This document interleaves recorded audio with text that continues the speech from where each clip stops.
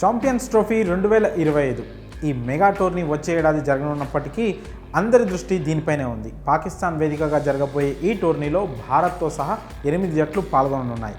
అయితే పాక్లో టోర్నీ జరుగుతుంది కాబట్టి ఇండియా అక్కడికి వెళ్తుందా లేదా అన్న విషయంపై ఇంకా క్లారిటీ రాలేదు. భారత ప్రభుత్వంతో మాట్లాడిన తర్వాతే మా నిర్ణయం చెబుతామని బీసీసీఐ ఇప్పటికే ప్రకటించింది. ఈ నేపథ్యంలో తాజాగా అందుతున్న సమాచారం మేరకు పాక్తో కలిసి టీమిండియాకు ఐసీసీ షాక్ ఇచ్చినట్లు తెలుస్తోంది. ఇందుకు సంబంధించిన పూర్తి వివరాల్లోకి వెళ్తే, పాకిస్తాన్ వేదికగా వచ్చే ఏడాది జరగబోయే ఛాంపియన్స్ ట్రోఫీలో టీమిండియా ఆడుతుందా లేదా అన్నది ఇప్పుడు $1 మిలియన్ ప్రశ్నగా మిగిలిపోయింది. భారత ప్రభుత్వం గ్రీన్ సిగ్నల్ ఇస్తేనే టీమిండియా ఆటగాళ్లు పాక్ గడ్డపై అడుగు పెడతారని బీసీసీఐ చెప్తోంది. ఇక భారత్ ఎలాగైనా పాక్లో ఆడాల్సిందే అని పట్టుబడుతోంది పాకిస్తాన్ క్రికెట్ బోర్డు.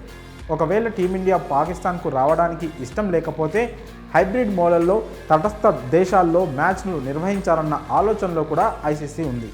అయితే ఇందుకు పాకిస్తాన్ క్రికెట్ బోర్డు అంగీకరించాల్సి ఉంది. టీమిండియా పాక్కు రాకపోతే టోర్నీ వేరే దేశానికి తరలిపోతుందన్న వార్తలపై తాజాగా ఐసీసీ చీఫ్ ఎగ్జిక్యూటివ్ జియోఫ్ అల్లార్డీ స్పందించారు. పాకిస్తాన్లో జరగాల్సిన ఛాంపియన్స్ ట్రోఫీ 2025ని ఇతర దేశాలకు తరలించే ఆలోచన లేదని, ఈ టోర్నీ పాక్లోనే జరుగుతుందని స్పష్టం చేశారు. దాంతో టీమిండియా ఈ మెగా టోర్నీ ఆడడం కష్టమేనా అంటూ ఫ్యాన్స్ సందేహం వ్యక్తం చేస్తున్నారు.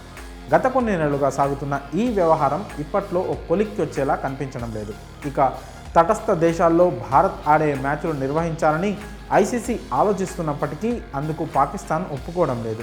ఇన్ని అవాంతరాల మధ్య ఈ మెగా టోర్నీలో టీమిండియా ఆడుతుందా లేదా అన్నది ఇప్పుడు ఆసక్తికరంగా మారింది. పాకిస్తాన్లోనే ఛాంపియన్స్ ట్రోఫీ జరుగుతుందని ఐసీసీ చీఫ్ చెప్పడంపై పలు కామెంట్స్ వినిపిస్తున్నాయి.